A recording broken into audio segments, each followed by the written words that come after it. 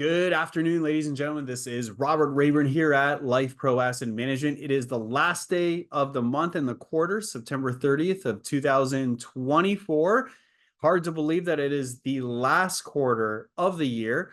But what we're really going to focus on this week is, of course, that massive impact of the Federal Reserve's decision to cut 50 basis points, but also the ripple effects of what we're seeing as it relates to global monetary policy with other central banks, whether that's the ECB or, like last week, the Bank of China.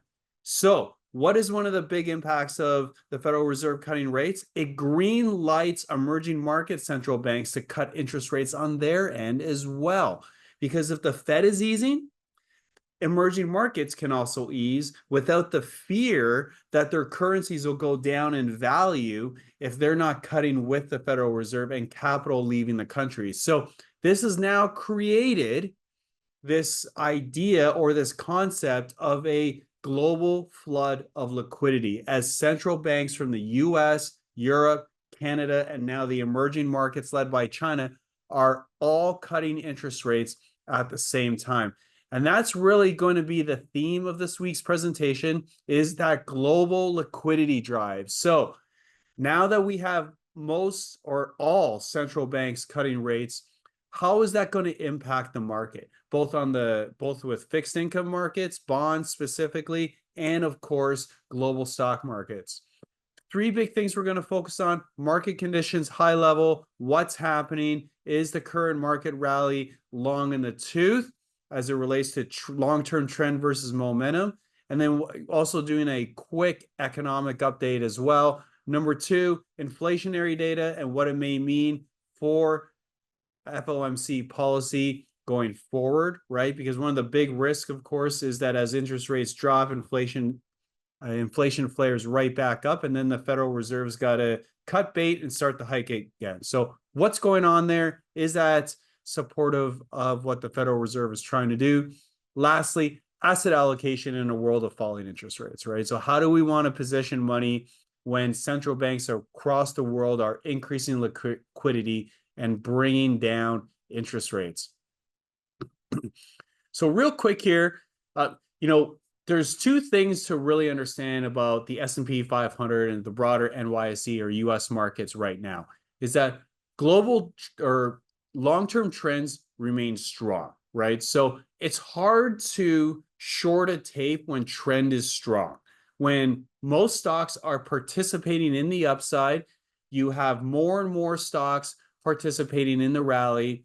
You don't have this strong trend of stocks that are beginning to crack or break down.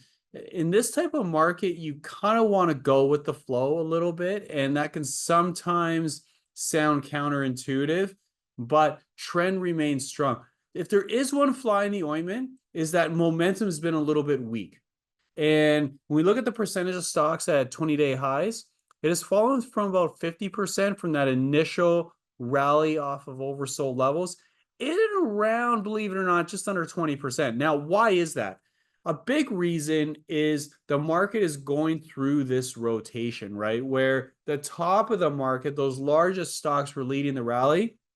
Now, as the US cuts rates and China cuts rates, people can go down the quality curve a little bit. Those stocks that have not participated in the rally over the last year or two, now it's time to see if they can play that catch-up trade. So you have one part of the market rallying, you have another part of the market consolidating or taking a breather, and what results, of course, is a stalling out in that 20-day high. Again, this is a short-term momentum indicator, not a long-term trend indicator. So it's not something you would necessarily want to deconstruct the portfolio on, but certainly something to watch and see if we get momentum to swing back up in the near term. We do believe a lot of this rotation is being spurred, of course, by that Chinese easing. So three big things that we want to focus on. The first, we want to keep life simple, okay? The Federal Reserve is easing. They're lowering interest rates and they are increasing increasing US liquidity. Number two, China launches a flood of liquidity, right? So China is cutting rates increasing liquidity and decreasing, of course, the cost of money. Number three, there is a ton of cash on the sidelines right now that essentially are waiting for the election to end. Okay. So when we think of what could coalesce around a Q4 rally in the market, these are the three big things. The Fed lowering rates, China lowering rates, cash on the sidelines that floods the market once the election is done. Doesn't matter who wins, we just want the election to be done. Now, what benefits? Well, the S&P 500 historically benefits in this type of scenario where it rises in value. But what really benefits from lower rates, no recession, high liquidity, and cash coming in off from the sidelines, the Russell 2000 or small cap stocks, right? So again, remember that what we talked about, going from the high quality piece of the quality curve down the quality curve into some of the more speculative companies, right? That's what tends to benefit. Now, what could stop that? If the Federal Reserve is cutting interest rates aggressively and commodities start to rally and demand picks up in the economy and there's shortages in the supply chain, well, guess what? Maybe inflation picks right back up. So we want to watch the inflation data to make sure that price pressures don't force the Fed to abandon its rate cutting campaign. Now, so far, so good. We look at the PCE price data, which is the PCE price data is the inflationary data point that the Federal Reserve pays attention to, first and foremost, ahead of the CPI data and ahead of the PPI data. That came in significantly under expectations at 0.1%. Right. So again, when we're looking at that data, just around 2.3%, inflation appears to be falling like a rock right now. And so there's nothing there that, at least at this point, we don't have September data in, but at this point, that is forcing the Fed's hand to lighten up the rate cutting campaign or to abandon it, to say the least.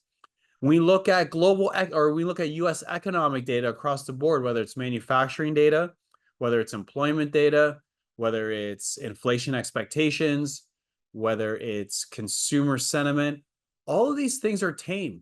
So there's no yellow or red lights out there suggesting recession. Remember, falling rates with no recession historically, as we remember last week, lead to 100% of the time historically of positive market returns 3 and 6 months out, usually double digits. Again, there's a first for everything. Nothing is guaranteed. But when you look at the historical data, falling rates plus no recession historically leads to double-digit stock market returns over 3 and 6 months going forward. In particular, that's 6-month time period. So it's one of those things, let's not overthink the global macro situation. The other big thing, of course, is this is very bizarre. So you have China cutting, big rally in China last week. You have the US cutting, big rally in the US, big rally in risk on, right? Not recession-proof names, but risk on names. And big rallies in copper and gold. But oil has sank like a rock. And one of the chief inflationary inputs, of course, is oil. And so one of the big reasons that Saudis are abandoning that $100 oil target as supply picks up elsewhere. The other big reason, so if we think about that, so oil is falling despite China going up and US going up. So we have the situation where rates are falling, no visible recession, risk on as it relates to small caps and high beta stocks, and oil prices are falling. That's a really good combination if you're an investor right now. And the big question, of course, is, are rates still too high, right? So we look at the 10-year yield that has fallen quite a bit from just under or just over 5% to right around 3.7%. Here's the problem, though, ladies and gentlemen. We look at the 2-year Fed funds spread. So the spread between the Fed funds rate right now, which has been cut from 5.5% down to 5%, versus a 2-year yield, the 2-year interest rate, which follows the Fed funds rate, it is still very, very wide. right? So yes, it closed in a little bit here when the Fed cut by 50 basis points, but it is still over 100 basis points in terms of that spread. That implies that even though the 2-year yield is down to 3.56%, that the Fed should continue to cut and the 2-year yield could fall even more, right? So when we look at that effective fund rate, Fed funds rate at 4.83% versus 3.56%, we do think that that Fed funds rate is eventually going to catch up to the 2-year yield of around 3.56%. What's the message here? If you are looking to introduce some income strategies into your portfolio, that could be in the form of bond strategies or annuities, now's the time to consider it and lock in those higher rates. That's the big message, right? Markets are doing well. Lots of annuities are indexed to the market. Guess what? That's good. You can de-risk the portfolio. You can lock in higher rates while still being indexed to the S&P 500 and participate to some degree with the market. Obviously not entirely, but to some degree. With bonds, you can lock in still very, very attractive interest rates. When we look at our own income portfolio right now, you have yield to maturities in and around 8.8%, down from 9. Again, very attractive rates there. So something to consider, discuss with your advisor, discuss with our home office, and see whether or not that makes sense. Now, what are the impact of the China rate cuts? So when you have the Fed cutting and you got China rate cuts also happening in combination with no recession, that tends to be historically a global risk on indicator. So risk on meaning I want to take risk, I don't want to reduce risk. Historically, the Russell 2000 consumer discretionary stocks and technology and basic materials have led the pack, right? High beta and high correlation to that situation where China is cutting rates. So what's the bottom line here? We see China cutting, we see the Fed cutting.